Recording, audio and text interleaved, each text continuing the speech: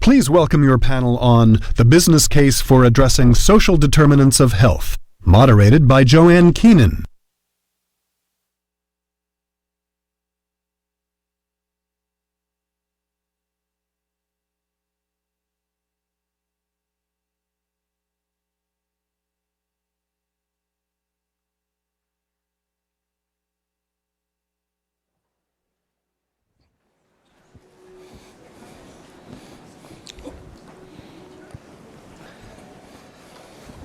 Hi, I'm Joanne Kenen. I'm the Executive Editor of Healthcare at POLITICO, and I will introduce our panelists. We've got, my list doesn't correspond with their order, but I'm just going to go with it. Georges Benjamin, Executive Director of Public Health Association. Thomas Moriarty, Executive Vice President, Chief Policy and External Affairs Officer, and a couple other things at CVS. Ashley Perry, Senior Vice President at Socially Determined, and we will explain what that is. Lauren Shweder Biel, Executive Director of DC Greens, which she's going to make sure you all eat a healthy lunch. And Emily Yu, Executive Director of Build Health Challenges at the Beaumont Foundation. I really like panels on social determinants, because it's not something that we talk about once and forget about. It has really changed how people think about healthcare, and I think it has changed it in a lasting way, and increasingly it's changed it in a bipartisan way. But the question is, how do we define it? Do we have a common definition? What is the responsibility of the healthcare system? When do you spend the healthcare dollar? And when do you light a fire and work with somebody else to spend their dollar in a way that benefits whatever needs you're trying to address? So we're going to talk a little bit about the business case for I think probably everybody's in this room because they understand the common sense and they understand the moral case, or you probably would be at a different session. But how do you make it work? And how do you, if you make it too broad, you're gonna destroy it, right? And then people are gonna look at your, those state Medicaid budgets and say, you don't need this money, you're spending it on everything else. If you spend it smartly, we'll have a better healthcare system and a happier and healthier population. So I think that's gonna be what we spend the next hour talking about. And I want just to get everybody, because we don't have a common definition, I think everybody would include housing. I don't think anybody is going to talk about social determinants without talking about housing, which is probably the most expensive problem. But I just wanted to go down the row and have everybody just say one or two things they also think of when they hear social determinants or social drivers or whatever other name you're going to start. So start with you, Lauren. Great. No speeches, just 2 or 3 words. Well, I mean, just to say, I run a food justice and health equity organization here in DC. So for me, when I think of social determinants, it's very much focused on food as medicine and food security. Georges. Yeah, I mean, lots of things, but transportation and income inequality are two. Right. Tom. We think about it, all the things that happen outside of the doctor's office that can influence your ability to meet what your doctor wants you to do. At Socially Determined, we think about the significant 7, we call it. So economic strain, food insecurity, housing instability, transportation barriers, health literacy, crime and violence, and social support. Very well said in a brief period of time. And Emily. Foundations of health, where you work, live, and play. Okay. So I always tell my panelists that they should get engaged with each other, and if I snuck away, they would keep talking. So I'm just going to get them going. We do have a change in how we think about health, and I've heard it from conservative Republicans in southern states. I have not interviewed every conservative Republican in every southern states, but it's not just. It has evolved, and people talk about it in terms of ROI, not just do-gooding.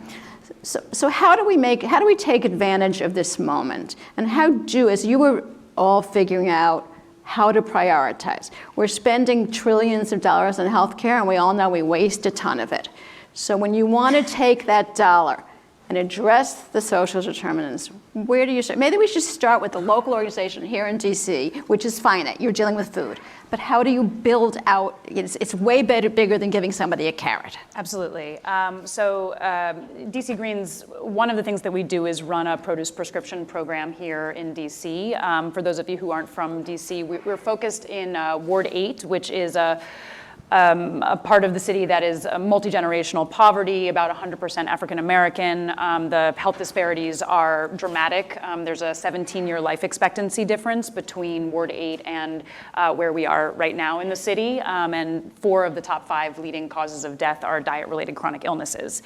You also see diabetes rates 5 times higher in Ward 8 than here. And there's also 1 full-service grocery store for 85,000 people. Compare that to a grocery store per 10,000 people in this part of town. So what we've been doing here is partnering with AmeriHealth Caritas, which is DC's largest Medicaid provider, DC Health, which is our health department, Giant Food, which is that 1 full-service grocery store, and health clinics, federally qualified health centers around, in Ward 8. And they are the clinicians are writing prescriptions for AmeriHealth patients that are diabetic, pre-diabetic, or have hypertension. The prescription is called into the Giant pharmacy. The patients go to the pharmacy. They receive a $20 coupon to spend in the produce aisle at Giant every week. Giant has also hired an in-store nutritionist, so there's basically a warm handoff to a nutritionist who does personalized store tours, free nutrition consultations, and the patient goes back to their clinician every 3 months to get a new prescription.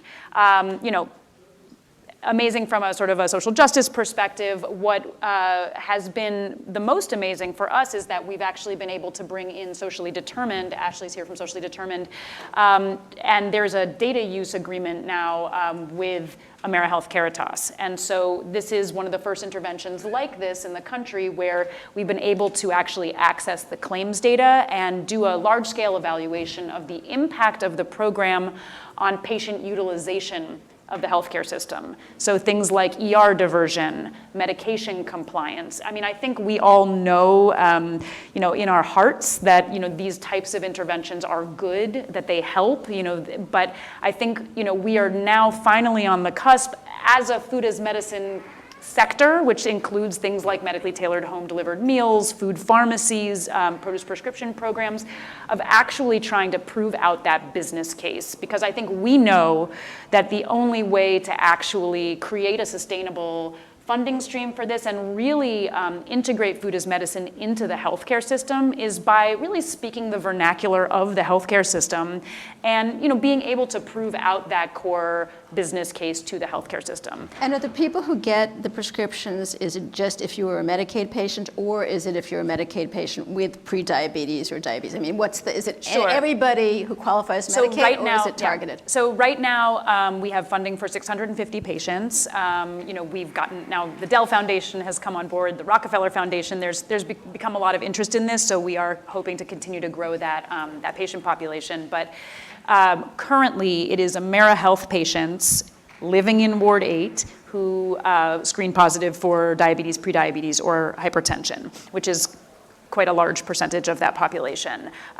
We are working to bring the other MCOs in the district on board as well. Medicaid managed care. Yes, the managed care organizations. But from my perspective, I really want to make sure that there is a data use agreement in place with Socially Determined for anyone that comes on board, because I think in order for us actually to shift the system and actually, push us over this tipping point, we know that we need to be able to prove out with strong data, and we're very grateful to have Socially Determined as I call them they're sort of a skeleton key in being able to actually access this kind of claims data and do the type of analysis that is needed for folks working like I am in the sector. So Ashley, in Socially Determined, you're looking at a number of projects in a number of cities. Yes. On one hand, this is an exciting thing to hear that what they're doing and that they're getting data and you're helping her with that data and analytics. It's also, if you're going to be skeptical, it's 650 people getting fresh fruits and vegetables how do you spread it? How do you build it? How do you healthcare is really lousy at spread, right? Yeah. You go to a conference and you see the same person talking about the same thing year after year. How do you make not a million of her, but how do you make a lot of her? Yes.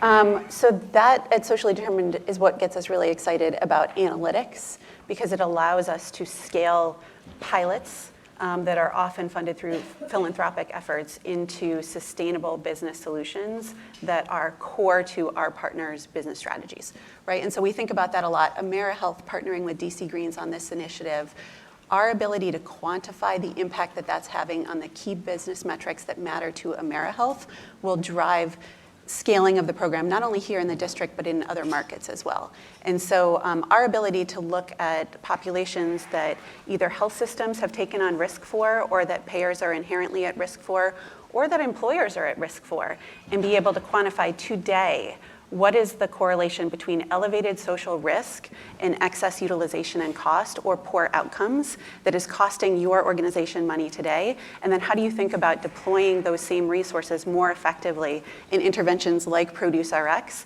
that are going to, number one, save you money, and number two, improve the health of the populations and communities that you're serving? That's where analytics and scalability come together. George, when you look at this as a national perspective, when you hear about something promising, interesting, but in one neighborhood where there is transportation. It's not rural. It ain't rural. Okay. So I didn't word that perfectly, but in areas where there's zero transportation, what other peaks in transportation? One of the things that you address. Yeah. So a food prescription is great as far as it goes. What do you want to build? What do you want to add? What's the missing piece? Who pays for it? How do you get it there? Yeah, Uber and Lyft. Okay, I'm a union guy, the city taxi people too. What you had to step back and hear what you heard. What you heard was the formula for success. The formula for success here is identifying a problem, and in this case, they identified two of the leading causes of death and disability in the community, putting together a multidisciplinary, multi-sectorial plan and group to do it, right? Health department, health plan, the grocery store, so the business community. That's the secret sauce. And it doesn't matter which program you pick or which problem you solve. If you do it that way, you will be successful. Why do I know that? I mean, we partner with the old Aetna Foundation, Aetna Health Foundation, now CVS, looked at the communities that we incentivize to do that. Every single one of them showed success because they did exactly that formula. So the issue is, you may not necessarily, it would be great if you could scale this one program up, but the idea is to scale up the concept. Right. That's the secret sauce here. Can I jump in on that? I'm really pleased to hear you say that, and I think a lot of times when I talk about this program, people say, "Oh, this is incredible! You've got the health clinics, and they're connected to the grocer." And what exactly is DC Green's role in this? And at this stage, it's making it happen. I mean, because you have these sectors that are yearning towards each other and do not have the capacity to actually do the work of collaboration to build a new pipe structure.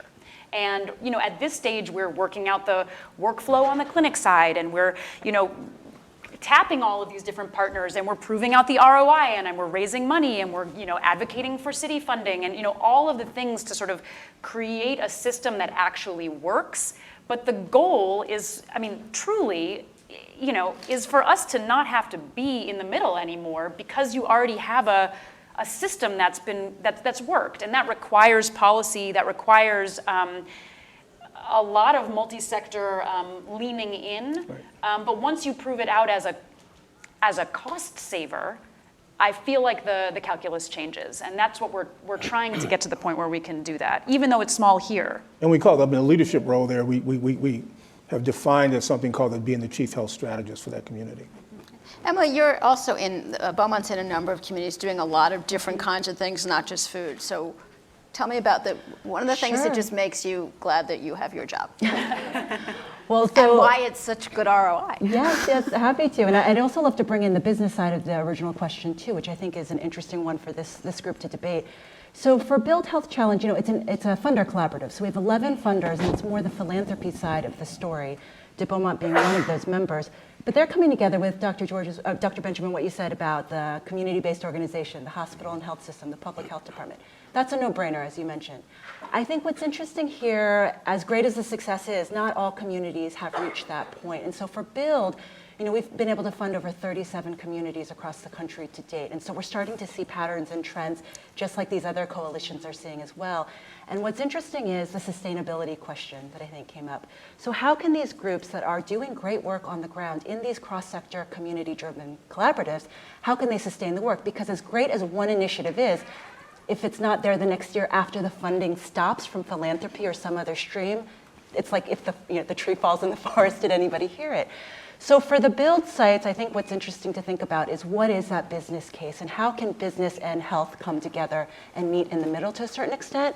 So, it's well documented, right? On average, the stat is US employers lose on average over $1,600 per employee per year just because of lack or decrease in productivity because of health issues.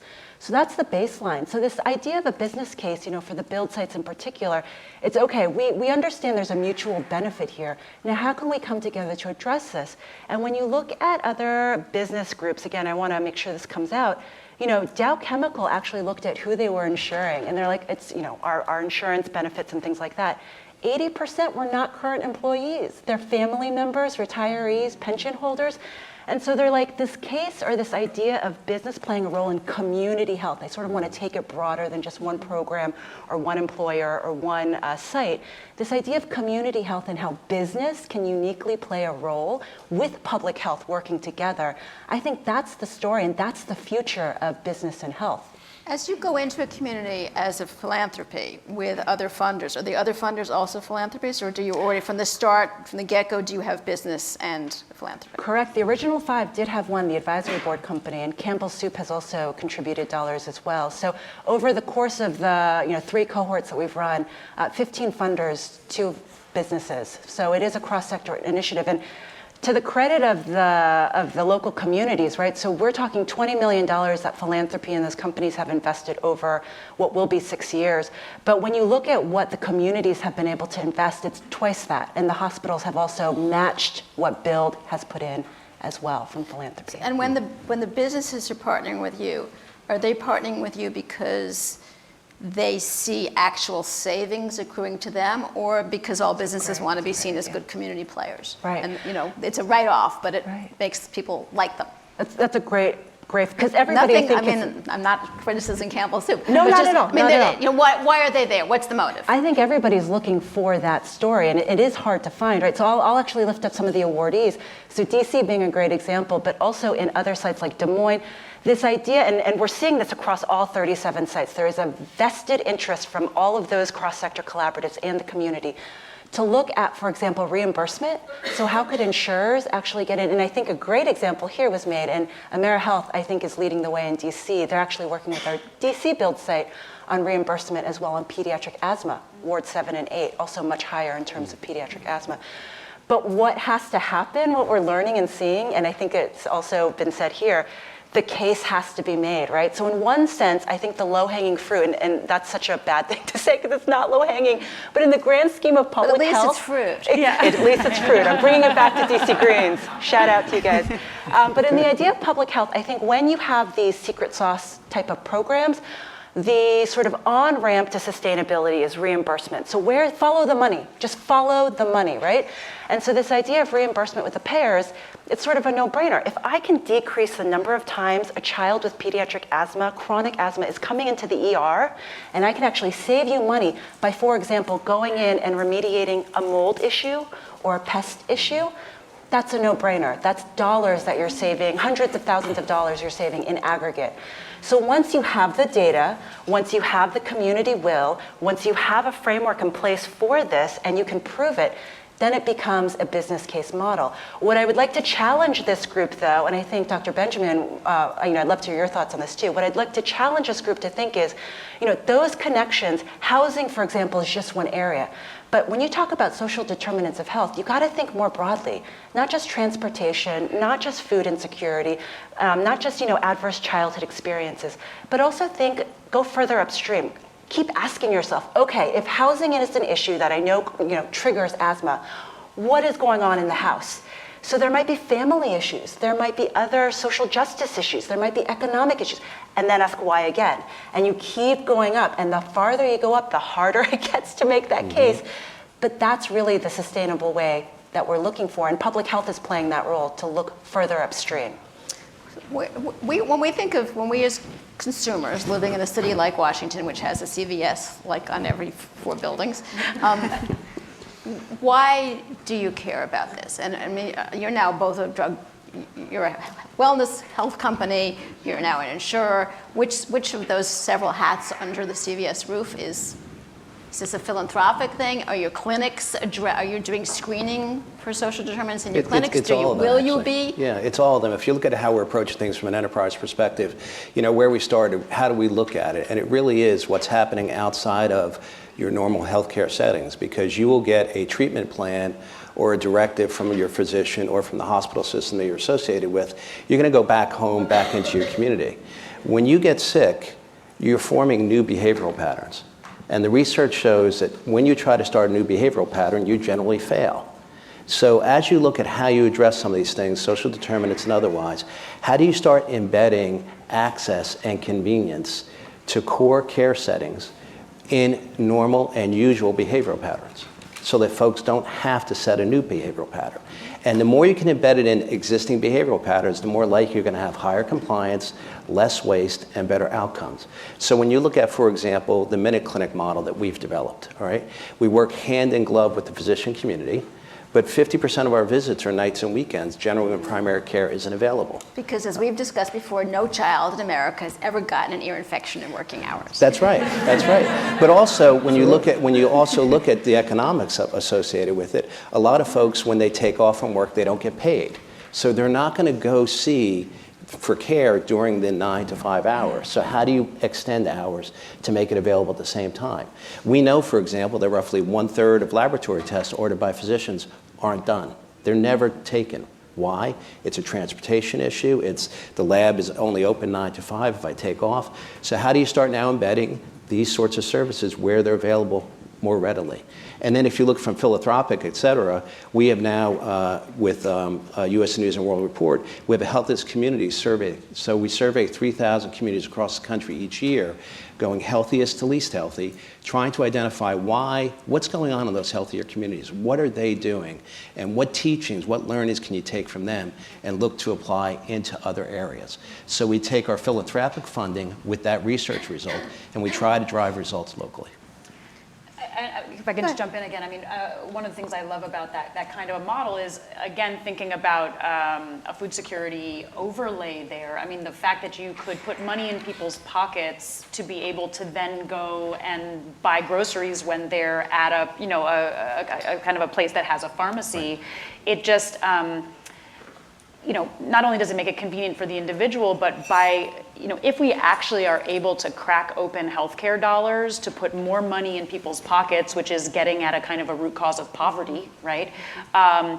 It actually secures the market for more small grocers in communities to feel safe carrying fruits and vegetables, which many of them, and we've spoken to many corner stores across Ward 7 and 8, a lot of these grocers would very much like to carry more fruits and vegetables. They're worried the market isn't there.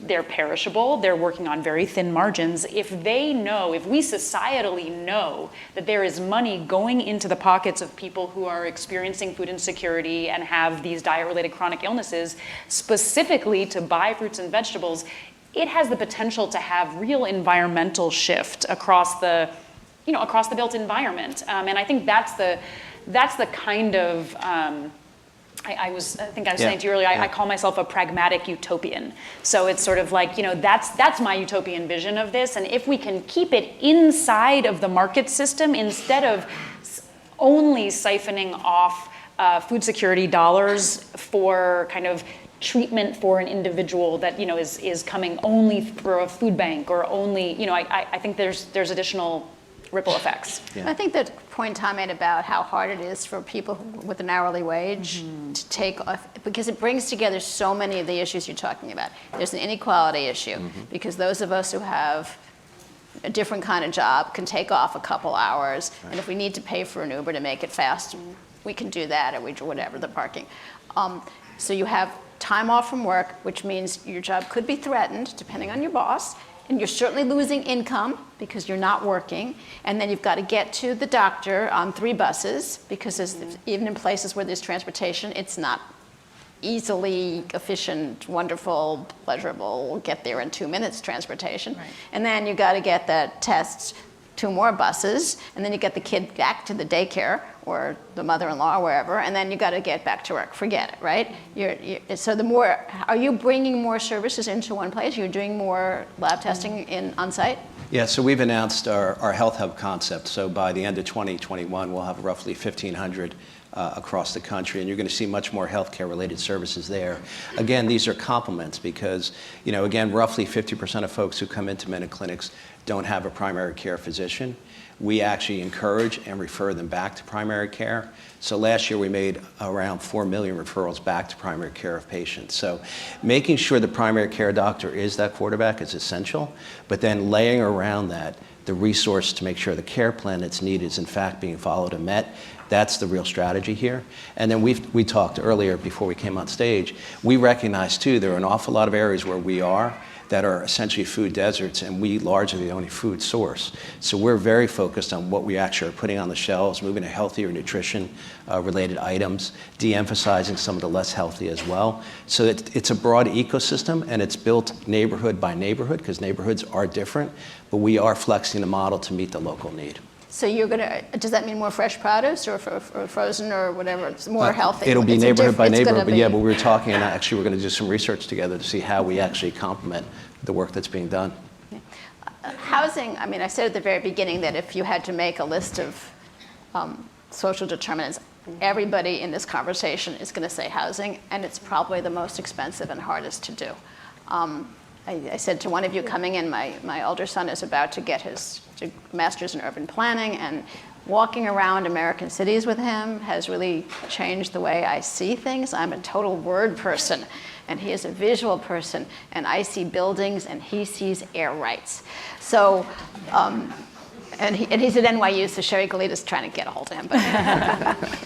But, none of you are primarily in the housing space, but all of you are touching on the housing space in some ways. The answer is probably not having hospitals build apartment buildings in general. There are some cases where that has happened, where that is the right solution for the community, but that's probably not the way we solve this. It's not going to be the hospital solving. And I think I've also learned, and some of you know way more about this than I do, and some of you will have the same realization I've begun to have traveling in the last few months, is there's really two housing crises. There's the one that we see on our streets, which are many of them are chronically mentally ill, right? There's a sort of a less visible one of working poor families who cannot afford a place to live, including in rural America. It's not just Silicon Valley. And maybe we're creating the next generation of chronically ill because of what's happening to these kids, who changing schools and sleeping on floors, and it's not as visible, and I think we don't understand that there's really sort of 2 separate problems.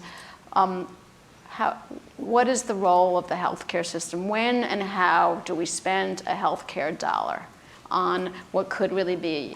I don't know what the cost of fixing housing in America is, but it's higher than I can count. They don't have to do that. So how do we partner? How do we partner? They've got lobbyists that spend a lot of time lobbying for reimbursement funding.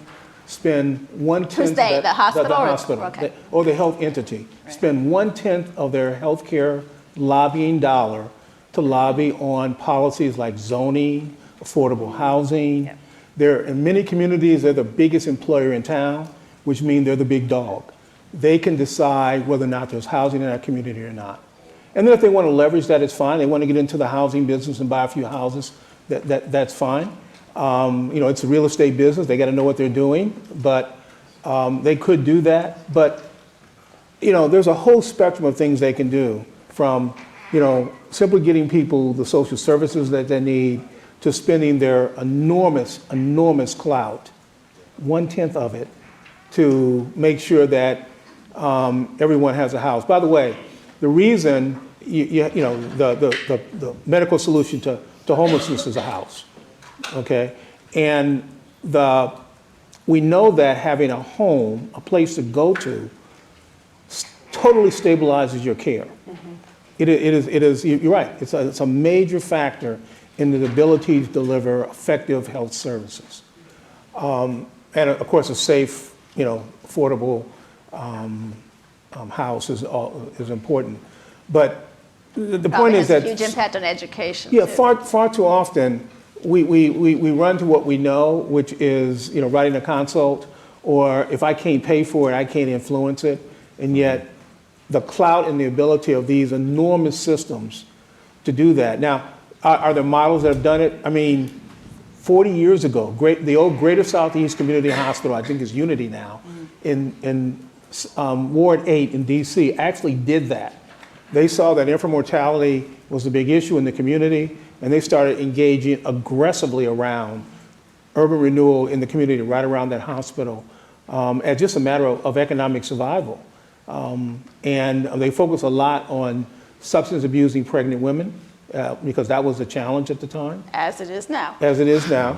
And of course, HIV and AIDS. And working with clinics like Whitman Walker Clinic here in DC, they were able to begin the process of turning around. Then, of course, the CEO left, the board chair left, and it stopped. But we have models like that all over the country. And are those models seen as, for the rest of you, as within reach, or is it seen as too big a problem for the healthcare sector to tackle? I mean, is it seen, do you say, well, that's a HUD problem, we're never going to get HHS to work with HUD or Medicaid or what? I mean, is it, you can sort of see, like with Medicaid managed care, you can see how you can pay an Uber fare out of it.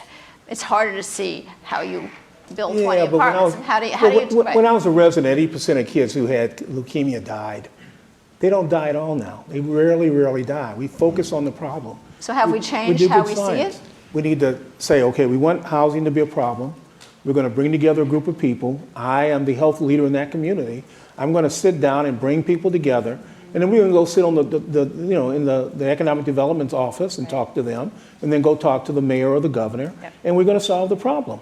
And we're going to help them spend their money, not my money, but their money, but in a more effective way. And then we will help with that process. Bringing the moral authority, I think, of the healthcare system to those. I mean, it's a huge thing when when the physicians show up around an issue and make it clear that it's hurting everyone's bottom line. I mean, even if you have to speak in those terms because whoever you're trying to move isn't moved. But I mean, like the Root Cause Coalition, I think, has done incredible work. And for those of you who aren't aware of it, I mean, really, that's come out of Promedica, and it's a real national movement of healthcare systems that are trying to address root causes, and just being able to have that the hospital systems and the payers show up and say these are issues that matter goes a hugely long way, I think. So Emily and Ashley, are there examples of communities that you've been in where this process is beginning, and not just in a we're going to do this and say we did it, but in a way that's catalyzing real change in terms of understanding the role of housing in health and well-being? So just an example I would share from Promedica, since Lauren brought them up. So we're fortunate to partner with them in all of the work that they're doing in Toledo.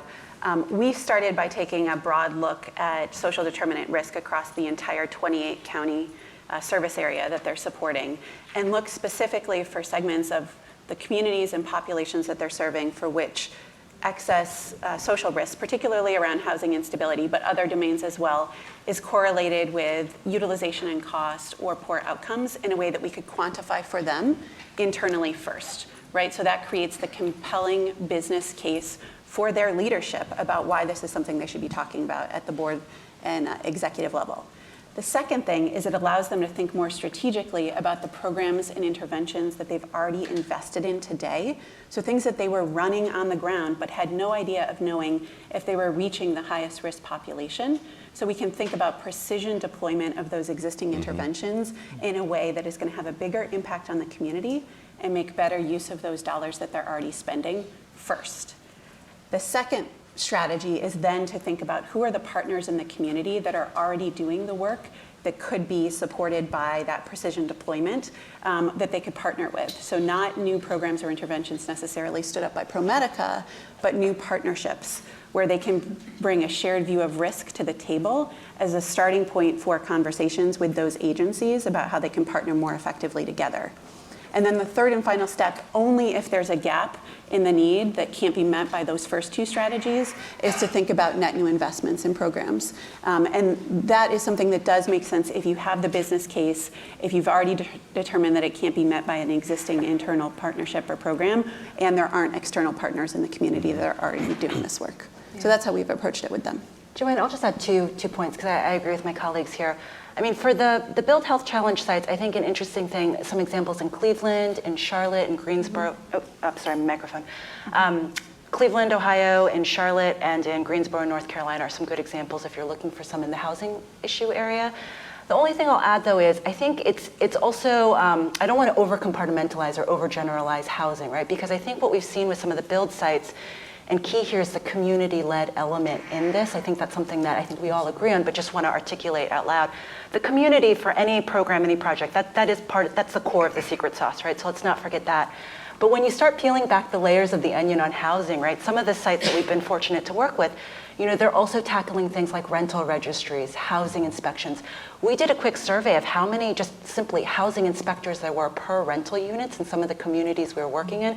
So even if you were to provide housing or low-income housing or any of those on-ramps, you know, are there enough people or processes in place to help maintain and make sure that the health and safety and well-being of those residents is maintained in, again, a sustainable way? So just lots of onions, layers of the onions to peel back as you all consider this. I just want to add to that. So two things. First off, the concept of the public-private partnership is real in this area.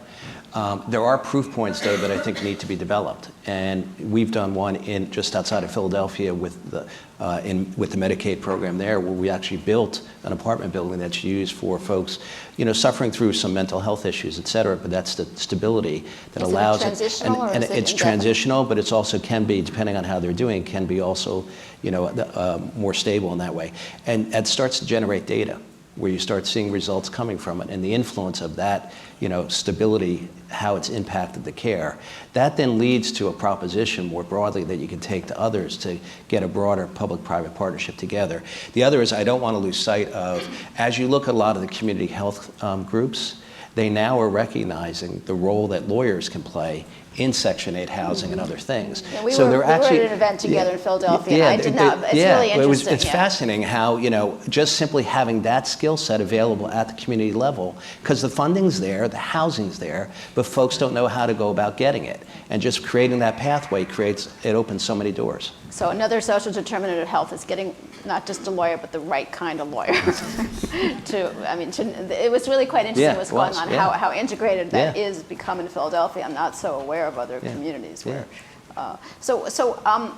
How long is this transitional housing? When did you do this? When did you start? It started, I think, about a year ago, but it's built. So we're working with the state program, and it's ongoing. And what do we? Well, it's only a year, but do we know from other programs like it? It's mentally ill homeless people have a lot of challenges in life. Do we know how long you were keeping them stable? Well, it's not just that, it's spousal abuse situations, et cetera, but you give that stability to transition back to community, to steady jobs, et cetera. Is there social workers on site? Yeah, you're seeing real data sets coming out of it now that it makes a huge difference. So to what the panel was talking about, you develop these value propositions, then you really create a model by which the public and the private can get behind it and build it more broadly.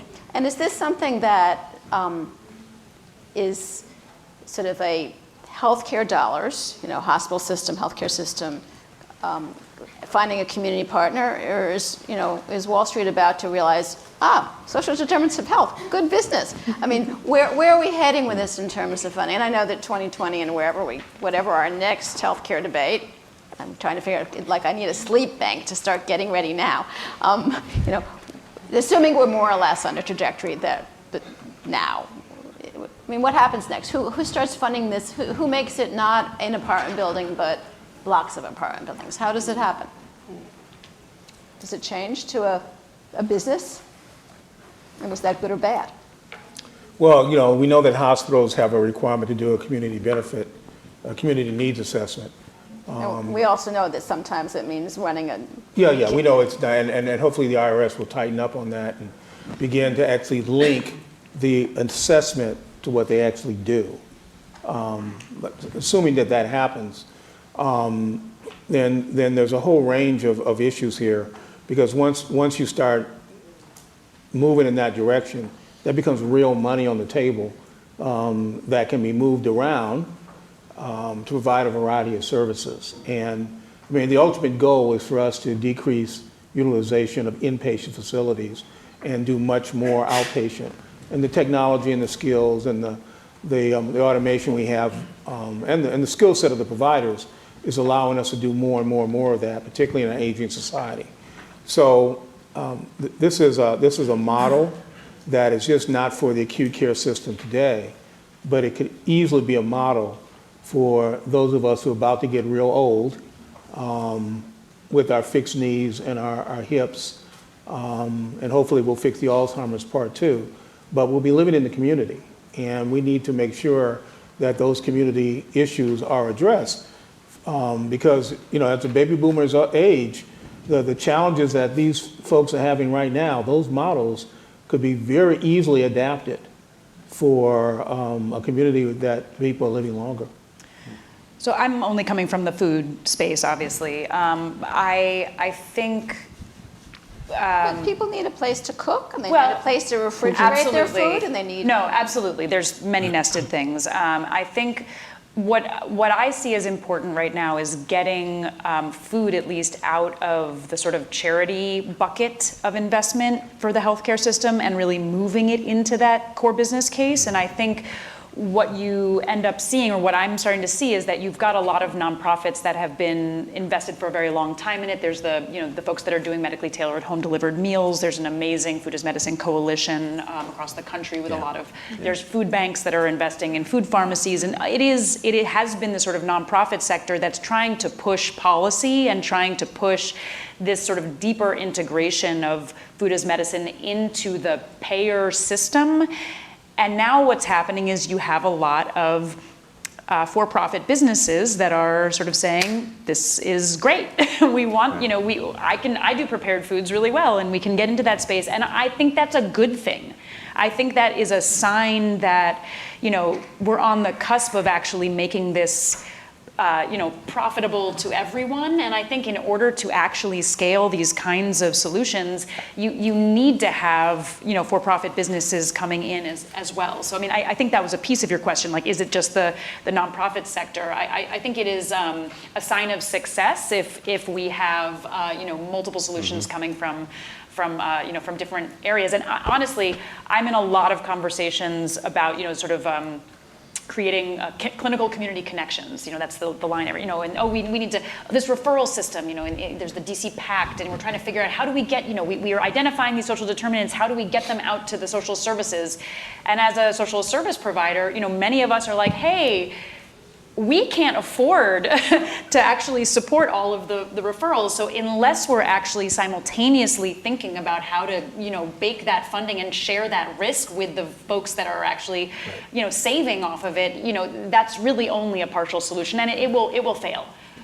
One of the changes as the social determinants conversation has evolved over the past few years, I think people used to, and I don't mean this in a negative way, it's a learning process. Is that somebody in need, and usually with multiple needs, because people don't have, a homeless person has multiple needs.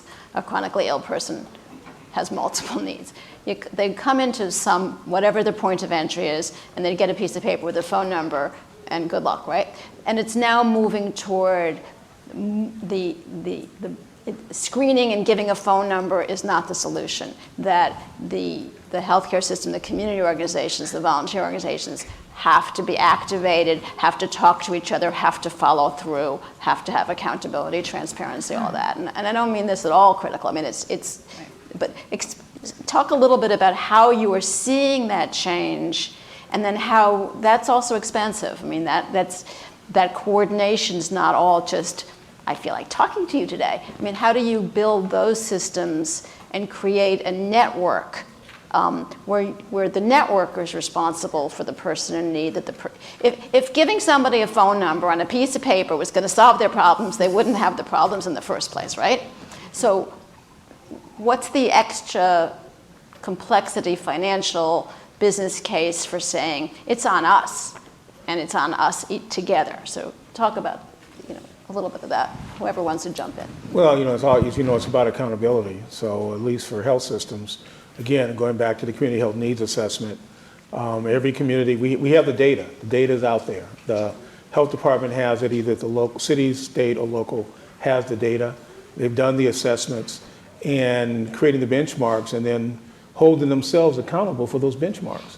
I mean, at the end of the day, this is not about how many patients you saw. I mean, that's a nice number. It is about, from a business perspective, how much revenue you produced and how little you actually had to spend to get that revenue. But if you're not in the health business, what are you doing? Many years ago, we had this huge fight with the automobile industry over the fact about whether cars should be built safely or not. And the retort was, well, why would anyone buy a safe car? That's not why people buy our cars. They buy them for other reasons. Well, they're now obviously actively marketing their cars on its safety. We changed that paradigm. We need to change the paradigm around health systems, that if they're not producing health, then why should they be in the business? Why should they be a nonprofit? Why should they get the tax benefit of deferral from that? I mean, if you're not producing health, why are you doing this? I'm so sorry, just very quickly on the go car, ahead. because the analogy, I was speaking to someone yesterday who was involved with lobbying around that, and what she said is it's a perfect analogy because the car insurers actually got together and started testing, doing their own market testing and sort of feeding that back. Exactly, and I think that is a perfect analogy to what really needs to be happening here. The insurers who have that vested interest in building a safe environment, a safe system, environment, really need to be leading and then forcing the market in that direction. I'd just add, I think at a very high level, folks realize that the current pace of spending in healthcare is unsustainable. So you have 18% of our GDP right now, projected to grow to 21% in 7 years. Every 1% is another $250 billion that won't be available for education, infrastructure, and other key investments. So what does that force smart people to do? You start looking at what are the causes of the cost increases. And you start looking, okay, non-adherence to medicines costs us $300 billion a year. Well, why is there not adherence? You start looking at behavioral other issues, and you start breaking it down to root cause things. Same on hospital readmissions, right? And then we learn, as we get through some of these things, as you boil it down, that there are 3 or 4 things that you can really focus on at a local level that can have a huge impact in that cost curve at a national level. So we were talking backstage about how many medicines do we all take every day that it says take with food? Well, if you don't have food, that medicine likely is not going to be working because the metabolic aspect of it requires some form of food to be taken with it so it truly can work. We look at hospital readmissions. Why does it happen?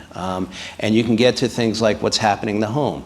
You have a knee replacement, and as you're leaving the hospital, they give you the list of all the things you need at home to recover. Well, why don't we give you that list before you go in, so that things are waiting for you when you get home and you're not, hobbling around, falling down, trying to get all this stuff. It's just taking a little bit of knowledge and personal experience and then pushing it forward to ways that can make a difference. And these are not major changes. These are kind of almost behavioral level things that can make a huge difference. Before we turn it to audience questions, we are in the midst of, value is sort of, in the eye of the beholder, but we are in the midst of this transition to a value-based medical system. Medicare Advantage rules now allow more spending on social determinants. Some of the Medicaid managed care, it varies, but some of the Medicaid managed care plans are doing more on this than others. They have the legal authority to do that they didn't have, they had less of in traditional Medicaid. Is this value conversation, and every time I write a story about it, I get a lot of angry emails saying, yeah, value. But also sustainability. Every time I say it's not sustainable, there's some grumpy economist that says, well, we've been sustaining it for a long time. But is the shift in payment and MIPS and all the new acronyms, is there an opening that the social determinants world should be seizing hold of, and is it meaningful, and can this be not just a different way of paying doctors in Medicare, but is this a vehicle for changing how we think about smart healthcare spending, or is it just another 20 years arguing about what's value? Well, it's not sustainable, the cost, and it's not just, we could go to 25% of the gross domestic product. I don't know if that's the issue. The issue is how much I got to pay out of my pocket for it. That's the driver. How much Uncle Joe and Auntie Sue got to pay for something. And we are affording unsustainability there. There's no question about that. People are not able to afford it out of pocket. And so all this cost shifting that we've done is a problem. So I think that's the opportunity, that there's cost. And yeah, value is in the eye of the beholder till they get sick. And one of the things that having practiced medicine, I've always recognized that you're opposed to what I want to do until you get sick. And I'm always ready to help you when you get sick. I try to convince you, to address it beforehand. But I have seen so many people change their tune when they or a family member or someone they care about, or even the neighbor that lives next door that they hadn't thought much about, but now something happens to them.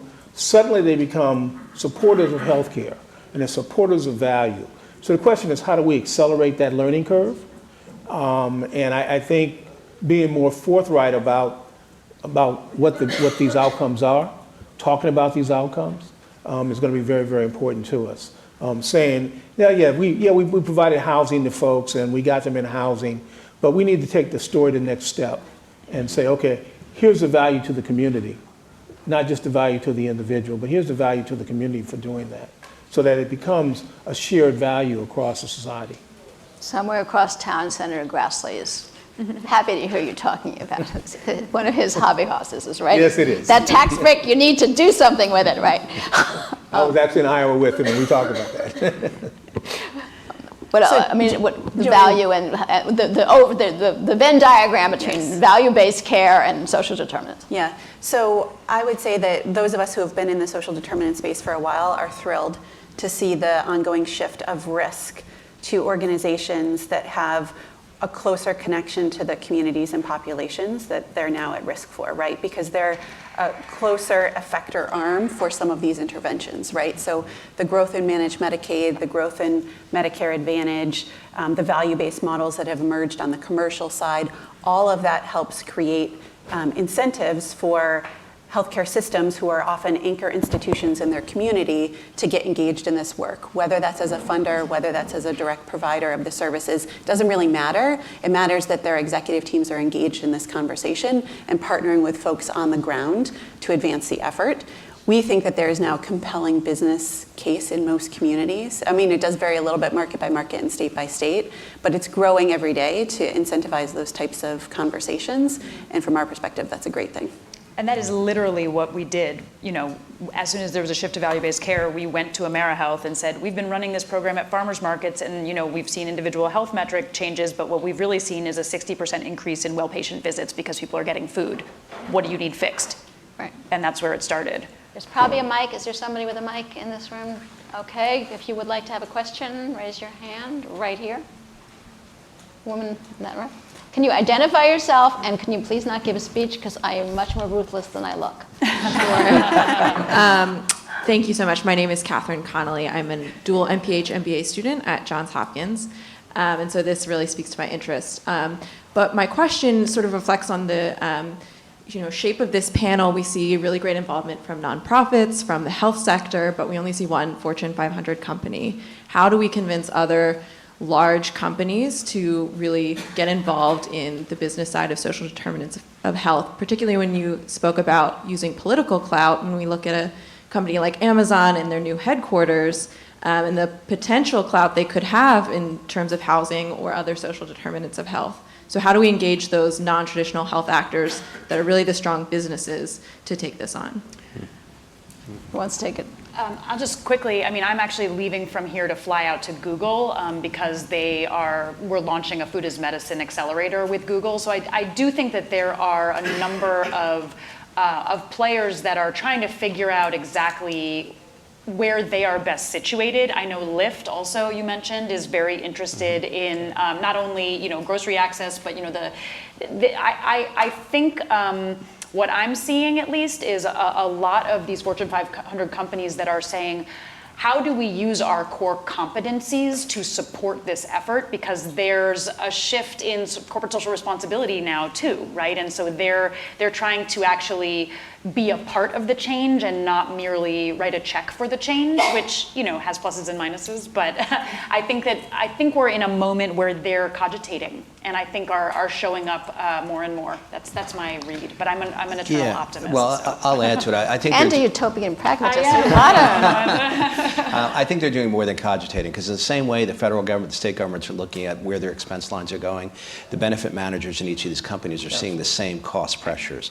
So they're looking for solutions that make sense. And as you bring the data, as you show the impact that you can do at a local level with socially determined related solutions, they do make a real impact. And they recognize, like Dow recognized, that yes, you're ensuring obviously your employees, your colleagues, but you're ensuring 1x, 2x beyond that in terms of an extended family and extended community. So you have to think beyond the four walls of your employment location and look more broadly into the community in terms of how you do it. So I do think there's a lot of movement. You may not be seeing it being reported, but a lot of stuff is happening at the benefit level in these companies. Emily.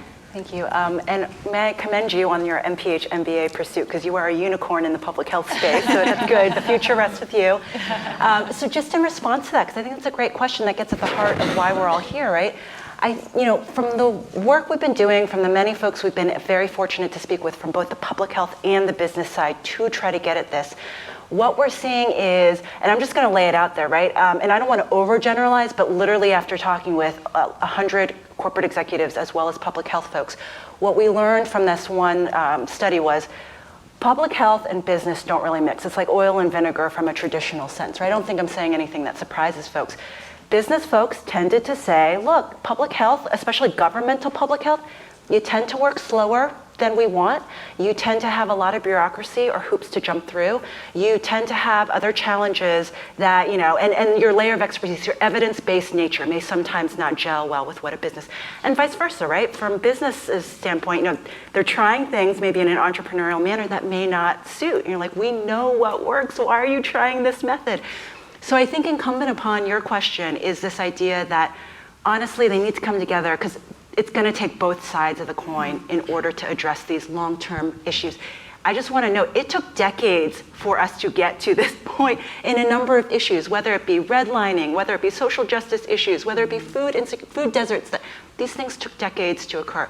So in this conversation about social determinants of health, I think we need to recognize this is a long-term game, but there's lots of short-term wins to be had. And I think that's what we're trying to showcase here with the folks in this room. How can we keep building off of those short-term wins? And I think that's what's going to drive this forward to become more of that national conversation and a norm rather than these one-off success stories. So one quick addition on that, though. One of the things that we found that's been really successful in getting employers engaged in that conversation is looking at the metrics that matter to them. So we naturally gravitate towards their, healthcare spend, right? What they're spending per year to insure their employees and their dependents. But what we've realized in some of the analysis that we've done for employers is that other metrics are impacted by social determinant risk. So absenteeism, presenteeism, turnover. There's a correlation between social determinant risk and those metrics for several of the employers that we've worked with so far that is part of a broader strategy that they might have that helps elevate social determinants out of the benefit design kind of HR space and into something that speaks to their broader strategy, and that can be really effective. We have probably one more question, and we need to keep the answers shorter this time. Sorry. Okay, so I'm Michael Golinkoff, Senior Vice President at AmeriHealth Caritas, corporate, not DC. Thank you. And thank you for all the PR. I appreciate it. I hope, Do my best. I hope there's press in the room. But I wanted to make one comment. By the way, business and public health, oil and vinegar do mix. You need an emulsifier, Oh, and they an do. emulsifier could be data. Yes. I don't mean to say it doesn't work. I also wanted to ask about what you guys think about Project Home and some of the data and stuff that's come out of there. And also one other quick element to that. When you think of, I usually don't hear it in the context of social determinants, but I think we need to add it around people with chronic condition, and that is caregiver and social support, and whether what your thoughts are about caregiver support as a social determinant that might also be one of the things that can drive longer term benefits. Does one person want to take that? Because we're going to. Well, I'll hit the caregiver. It's very clear the data is there. So the more connected you are, whether it's with a family member or someone else, a neighbor, as you're working through chronic conditions, your path back to better health is going to be an awful lot better. So that has to be a component of it. And it's largely information flow, but also the touch point to making sure you're doing what you should be doing and a reinforcement point. So there are a lot of ways to make that happen, but that person to person really is the most impactful. And we need to so I think next year we could have an entire panel on the ways that you could use food to create connection and address isolation and other things. So it was a great conversation. I think everybody will be around. They'll be outside, but you can get them. Thank you for attending, and we'll see you later in the day.